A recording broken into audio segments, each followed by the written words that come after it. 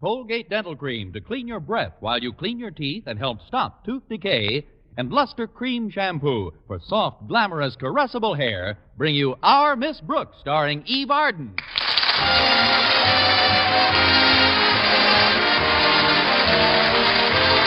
It's time once again for another comedy episode of Our Miss Brooks, written by Al Lewis. Well, as some of you may remember, last night was New Year's Eve.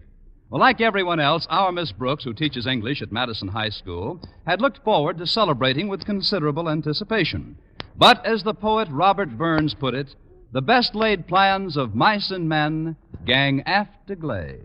I don't know about the men, but I'm certainly one of the mice Robbie had in mind, because last night somebody really ganged up on my gley. Everything started off normally enough Saturday morning as I joined my landlady at the breakfast table. Here, Connie, here's some tomato juice. It'll do you good, dear. What is this, a down payment on tomorrow morning? Oh, you won't need any tomorrow. Not if you come to my party tonight. What kind of a party are you having, Mrs. Davis? Very quiet, Connie. I've just asked some of the neighbors in to listen to the radio and maybe dance a bit. It'll be a nice, relaxed evening. Of course, I am having some help with the refreshments. Who's helping you?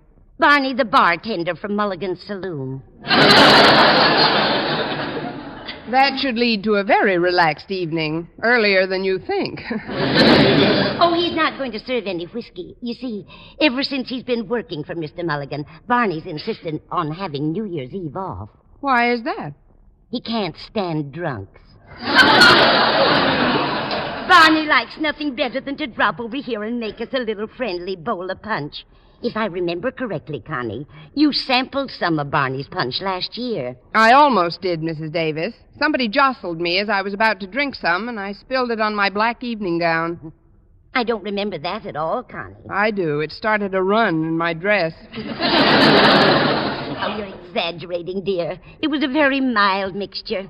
Why, we even dipped lady fingers into the punch bowl after a while. I know. And a little while after that, the lady fingers were diving into the bowl. Oh, I'm just teasing you, Mrs. Davis. I'd like nothing better than to share a little punch with you tonight, but I probably have a date with Mr. Boynton. Probably. Hasn't he asked you yet, Connie? Oh, you know Mr. Boynton. It takes him a week to get enough courage to speak up. You'd think he'd know where he stands by now. I've dropped him enough hints, heaven knows. Hints? Just yesterday, I told him I thought there was nothing quite as exciting as the scent of an orchid and the popping of champagne corks. Do you think it'll work, Connie? Indubitably, Mrs. Davis. He'll probably take me into a florist shop and let me smell an orchid while he cracks his knuckles. Mr. Boynton isn't the biggest spender in the world, is he, Connie? No, I think there's a Maharaja in India who spends $8 or $9 a week more. But after all, Mr. Boynton is a school teacher, and he probably just can't... Now, who can that be? Come on in. It's not locked.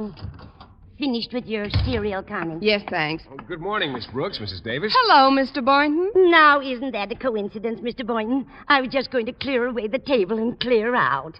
Oh, what's coincidental about that? Now she's got a good reason to. Exactly. See you later, folks. Take your time, dear. Well, Mr. Boynton, this is rather a surprise visit. Well, yes, Miss Brooks, I guess it is. Want a cup of coffee? All right. Keeps pretty hot in this percolator. There you are. Thank you. Well, that was fun. What'll we do now?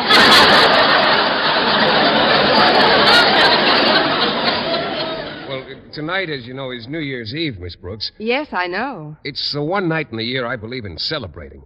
You see, the only fun a bachelor can have, especially a bachelor school teacher, is to really let go once in a while.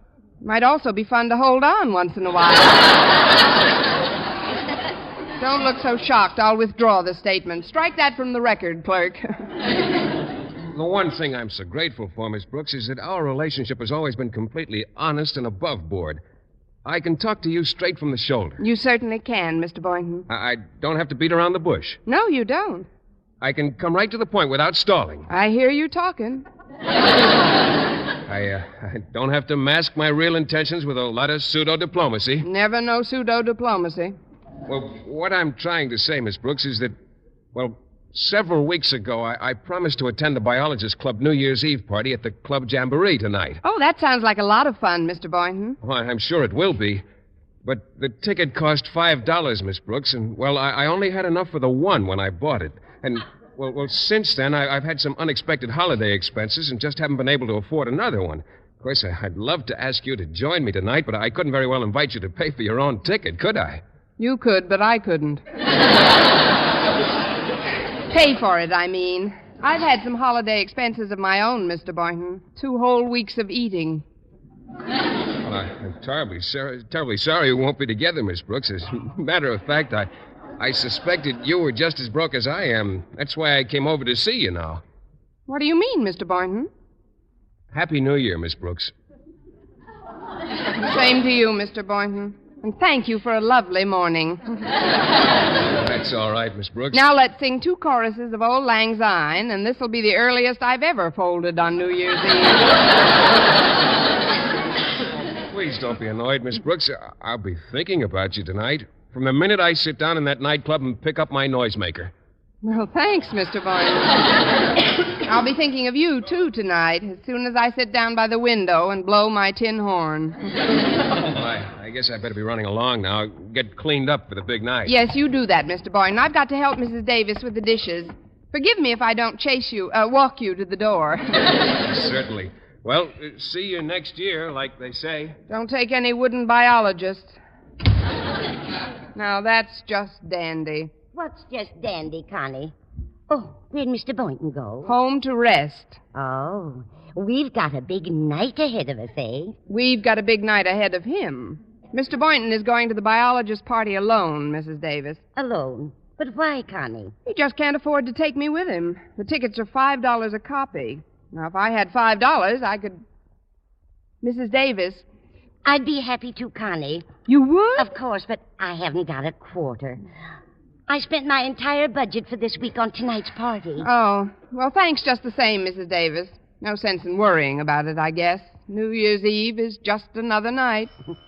Maybe that's Mr. Boynton again. I'll finish up in the kitchen, Connie. Come on in. The door is still open.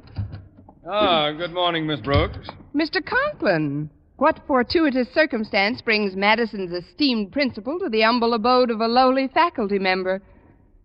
You've seen your share of Charlie Chan movies, haven't you?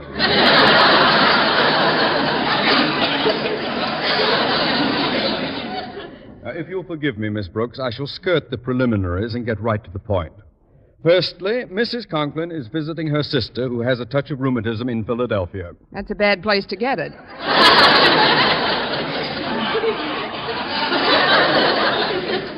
Let's dispense with the fripperies, shall we? Secondly, her sister has sent their little boy, age 6, to spend the holidays with my daughter Harriet and myself. Thirdly, I've promised Harriet she can go to a New Year's Eve party tonight. And fourthly, I have a dinner engagement with some old professor friends of mine from state normal days. But I don't understand, Mr. Conklin. At this late date, it is almost impossible to secure a babysitter, Miss Brooks. Now I understand. I'm sorry, Mr. Conklin, but I've been sitting with children for years now. I'm afraid I'm going to be busy tonight. Ah, what a pity. It would only be until 10 o'clock, and I was contemplating payment of, say, $5. I'd like to help you, Mr. Conklin, but it's really out of the question for me to... Did you say $5? That is correct. Where and when? 7:30, my home. I'll be there, Mr. Conklin. Thank you, Miss Brooks. Thank you very much. Don't bother seeing me to the door. I know the way. Thank you, Mr. Conklin. Thank you very much. Yes, indeed. Mrs. Davis!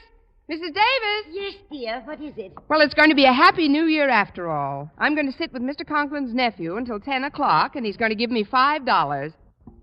He must be quite a well-to-do little boy.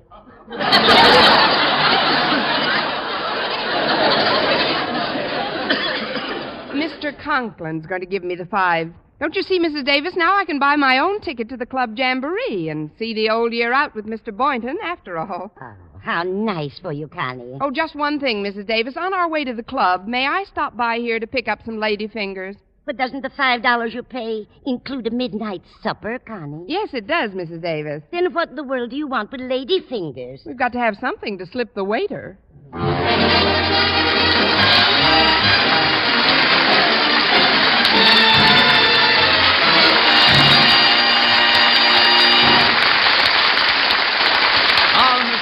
starring Eve Arden, will continue in just a moment. But first, here is Vern Smith. Now, proof that brushing teeth right after eating with Colgate Dental Cream helps stop tooth decay before it starts. Continuous research, hundreds of case histories, makes this the most conclusive proof in all dentifrice research on tooth decay. Eminent dental authorities supervised hundreds of college men and women for over 2 years. One group always brushed their teeth with Colgates right after eating. The other followed their usual dental care. The group using Colgate Dental Cream as directed, using Colgates exclusively, showed a startling reduction in average number of cavities, far less tooth decay. The other group developed new cavities at a much higher rate. No other dentifrice offers proof of these results. Modern research shows decay is caused by mouth acids, which are at their worst right after eating. Brushing teeth with Colgates as directed helps remove acids before they harm enamel. Yes, Colgates contains all the necessary ingredients, including an exclusive patented ingredient for effective daily dental care. So remember, always use Colgate Dental Cream to clean your breath while you clean your teeth and help stop tooth decay.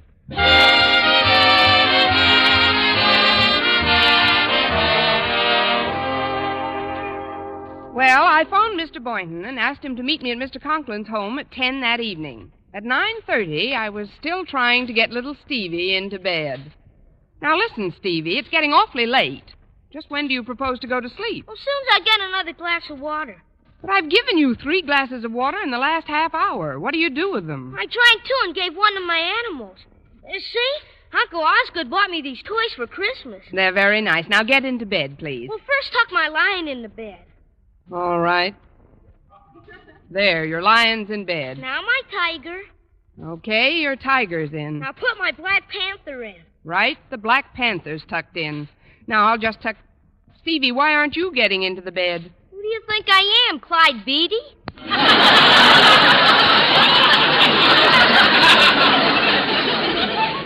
I wish I had a book on child psychology with me. A nice heavy one. Come on now, shove that menagerie aside and get in. Okay. Hello? Is that you, Harriet? Your daughter's dressing for her date, Mr. Conklin, but thanks for the comparison. On the phone, all voices sound alike to me. How's my nephew, Miss Brooks? Fine, Mr. Conklin. He's in his zoo. In bed. Good. Has the dear little fellow floated off to dreamland yet? Not quite, but 1 more glass of water should do it.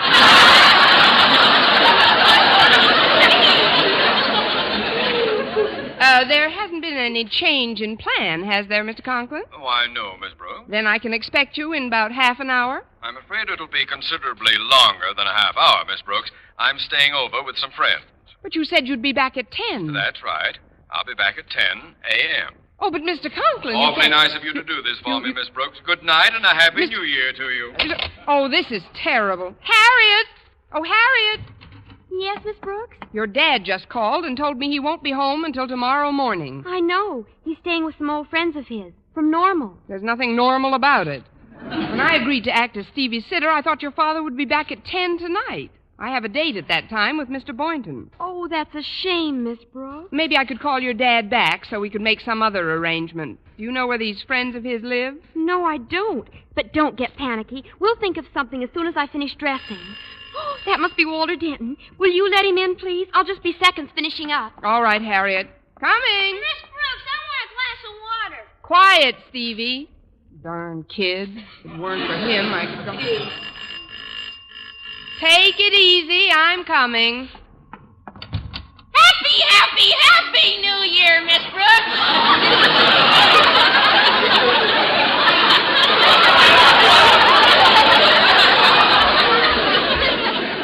Come in, Walter. Isn't it a wonderful night to see the old year out on? Aren't you just in love with tonight, Miss Brooks? I'm crazy about it. Harriet will be ready in a few minutes, Walter. Ah, dear Harriet. You know, that's what I like best about this holiday. The feeling of closeness it gives you to the one you care for. Especially during that one breathless, rapturous moment right before midnight. That moment like the hush of a giant wave ere it pounds mightily upon the golden sands. That tongueless moment of promised ecstasy culminating in a crescendo of clamorous, amorous bliss. you ever been hit with a 6-year-old child? Gosh, Miss Brooks, you don't seem very happy about New Year's. Haven't you got a date with Mr. Boynton? That's just the trouble, Walter. I have. But I also have a date to sit here with Mr. Conklin's nephew, Stevie, until Uncle returns in the morning. It was all a misunderstanding, mostly on my part. Gee, that's a tough break, Miss Brooks. Isn't there any way out for you? I know. Maybe you could hire a babysitter to sit in your place. Of course, it couldn't be just any ordinary person. It would have to be a very special kind of sitter to fill your shoes. You never were great in anatomy, were you, Walter? But that wouldn't work either. Even if I had the money, which I haven't, it's too late to get anybody now. Well, here I am, Walter. How do I look?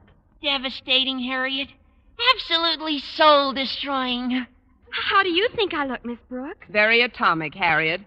You should be the center of all eyes at your party. Gee, I kind of hate to go with you in this spot, Miss Brooks. Did you tell Walter about your dilemma? Yeah, she did, Harriet. But we can't seem to think of any way out. Oh, don't worry about me, kids. I'll just celebrate New Year's Eve some other night. Maybe when Mr. Boynton comes to pick you up, you could talk him into staying here with you instead of going to his old biologist club party. Yeah, there's a swell phonograph and some keen records you could dance to. Maybe I'll do that. In fact, I may do that even if Mr. Boynton doesn't stay. Miss Brooks, I want a glass of water. Excuse me, kids. I guess I didn't tuck him in tight enough. I'll be right there, Stevie. You run along to your party and have a good time. You're certainly noble, Miss Brooks. I'm not noble. I'm stuck. Go ahead now. It's almost 10 o'clock. Noble or stuck, you're solid, Miss Brooks. Thanks, Walter. Maybe Mr. Boynton will notice it and stick around a while. I sure hope so. Me too. Have the best possible New Year's under the circumstances, Miss Brooks. I'll do my best. So long, kids. Hey, did Cousin Harriet go out with Walter Denton? Yes, Stevie, she did. He's an idiot. He's very fond of you, too. Here's your water. Oh, thanks. Hey, could I also have an ice cream cone? No, Stevie, no ice cream cones at this hour. With a pickle in it? That's different. You've got to have your vitamins. No, I'm just fooling. You've eaten quite enough for one night. Are there any pickles in the house? No, but I'd gladly let you have the one I'm in. Well, here's my glass. Hey, better leave it near the pitcher. I might get hungry again. Thirsty. Oh, that's Mr. Boynton. Now, you put your little head down and dream you're a battleship. Okay. Night, Miss Brooks. Good night, Stevie. I'll be right there. Oh, come in, Mr. Boynton. My, but you look handsome tonight. Oh, thanks, Miss Brooks. You look quite handsome yourself. I'm glad to see you already. I'm just raring to go. Well, unrare yourself, Mr. Boynton. I'm afraid I can't go with you tonight. But you said on the phone that Mr. Conklin will be back. Yes, and you... that was before he called me again. He won't be here until tomorrow morning. I can't leave Stevie alone. But I've been thinking, Mr. Boynton, we could have quite a nice time right here tonight. Here? You and me? And the phonograph. There are some fine records stacked over there by the sofa. But, Miss Brooks, we have no chaperone. Who has no chaperone? I'm here. I'm sorry, Miss Brooks. I've already paid for my ticket, and the other members of the club expect me at the club jamboree. In fact, I promised I'd be there by 10:30. Well, it's only 10 now. You could stay for a little while. Here, sit down on the couch, Mr. Boynton. Well, I guess I could stay for about 10 minutes or so. Fine, we'll have a million laughs. Do you like records, Mr. Boynton? Oh, yes, I do. Oh, say, here's quite a pile of them. Let's see what some of the titles are. That should be fun. Here's a batch for you. I'll go through these. Don't you think you're sitting rather close to me, Miss Brooks? I know I'm sitting close to you, Mr. Boynton. Well, I mean, I'm a little off balance. I don't want to break any records. Don't worry, you won't.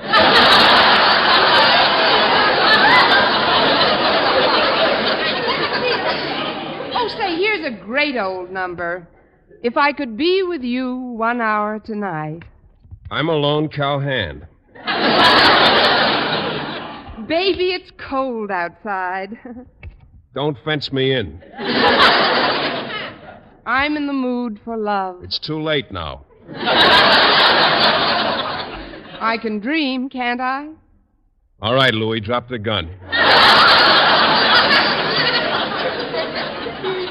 Everything I have is yours. I got plenty of nothing.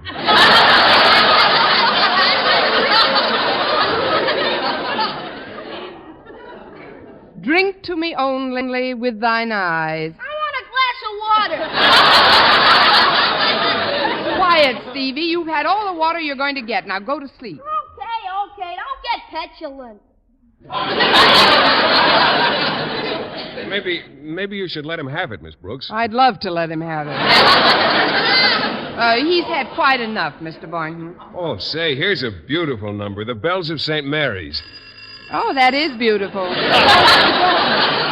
Excuse me, Mr. Boynton. Oh, before you answer it, Miss Brooks, I'd like you to know I've changed my mind. I just can't stand the thought of you spending New Year's Eve alone, so, well, I'll call my friends and tell them not to expect me. That is, if you still want me to stay here with you. If I still want you. Mr. Boynton, don't move from that spot. Be right there. If I still want him, he says. Hi, it's us, Miss Brooks. We just couldn't stand the thought of you spending New Year's Eve alone. Come on in, Walter. Oh, but what about your friend's party, Harriet? We told them we weren't coming, Miss Brooks. Walter and I have decided to spend New Year's Eve right here with you. With me? But Mr. Boynton's here. Oh, hello, Harriet, Walter. How are you both? Oh, fine, thanks, Mr. Boynton.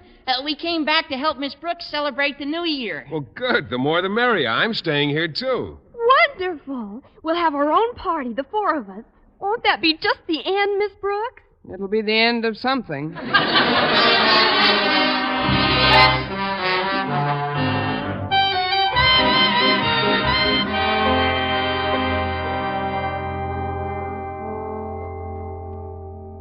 Well, I've certainly had a good time so far. So have I, drinking Cokes and playing records. Oh, it has been rather exciting at that. Don't you think so, Miss Brooks? Thrilling. I can hardly wait until midnight. What are you going to do then? I'm going to crack open a brand new bottle of sweet air and spray the kitchen. It's almost midnight now. Gee, I wish Daddy were here. That would be all I need. Turn the radio on, Walter. The Club Jamboree is broadcasting their New Year's Eve party. Oh, okay, Mr. Boynton. Poor Daddy's missing all the fun. He and those old professors of his probably played a few games of chess and went to bed about 11:30. Well, perhaps it's for the best, Harriet. Your father's a very high-strung man. Too much noise isn't good for him. I've got the station. Well, it's 2 minutes to midnight, folks, and here to give you the signal at the stroke of 12 is one of our most distinguished citizens and an honored guest of Club Jamboree. Here he is, your friend and mine, happy-go-lucky, gag-a-minute, Osgood Conklin. Osgood Conklin? Good evening, ladies and gentlemen, and thank you for that charming introduction, Professor Young. That's him, all right. I have just time before the old year is dead to tell you lovely people that a funny thing happened to me on my way to the club tonight. A panhandler stopped me outside the door and said, "Mister, I haven't had a bite all week." So I bit him.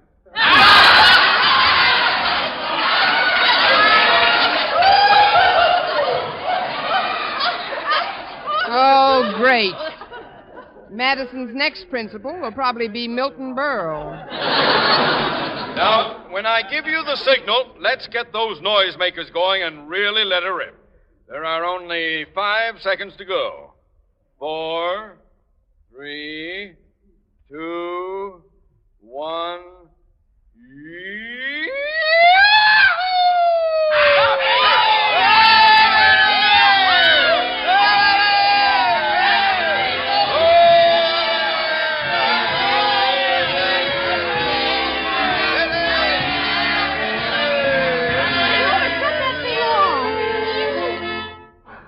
Understand what got into Daddy tonight. Maybe it was some of Mrs. Davis's fruit punch. Oh, gosh, Harriet, your dad's entitled to have a little fun once in a while. After all, people are only human. Well, it is New Year's Eve. It sure is. And it's midnight, too, Harriet. You know what that means. I guess so, Walter. Well, come on, I'm all puckered.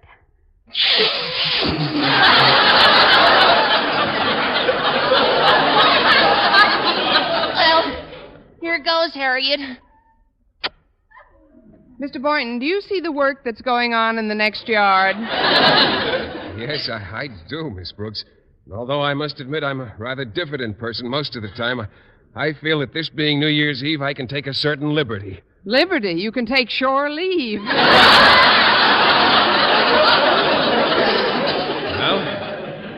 I'm ready if you are. I'm puckered, Mr. Boynton. I'm thirsty, Miss Brooks.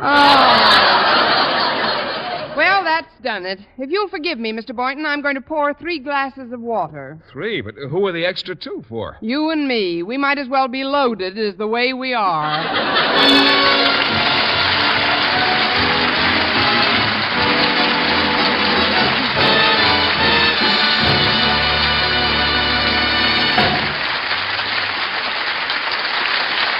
Eve Arden returns in just a moment, but first...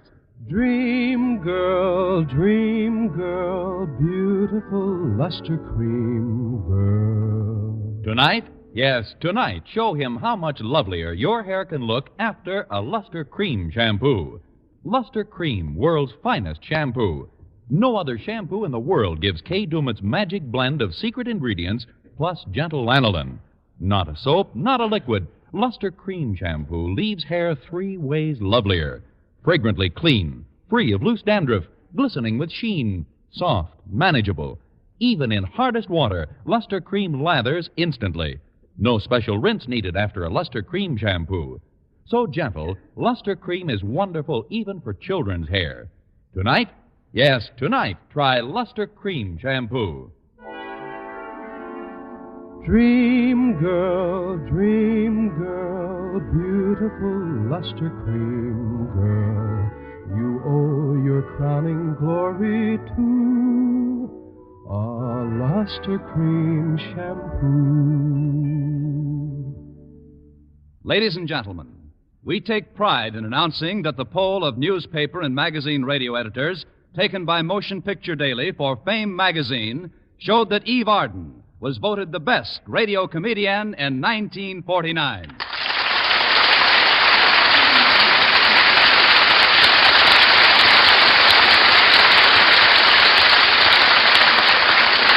Thank you. My sincere thanks to the radio editors, Motion Picture Daily, and Fame magazine, and to every school teacher and pupil, as well as their parents and friends, a very happy New Year. Good night.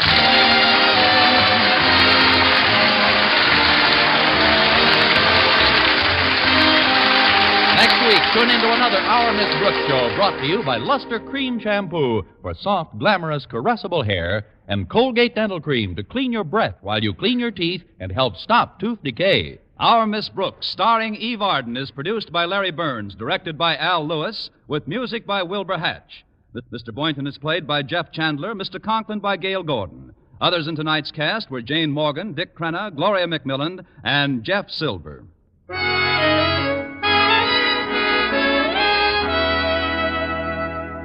Be beauty-wise, get bath-size Palmolive soap for beauty care all over. Yes, for your tub or shower, enjoy the same glorious beauty lather that millions of women have found so wonderful in bringing lovelier complexions in just 14 days. Simply buy the big, thrifty, long-lasting bath-size Palmolive. Use it for your Palmolive soap facials. Enjoy its oceans of creamy, beautifying lather in your tub or shower. And say, men love it, too. So let the whole family enjoy bath-size Palmolive. Yes, be beauty-wise, get bath-size Palmolive soap today.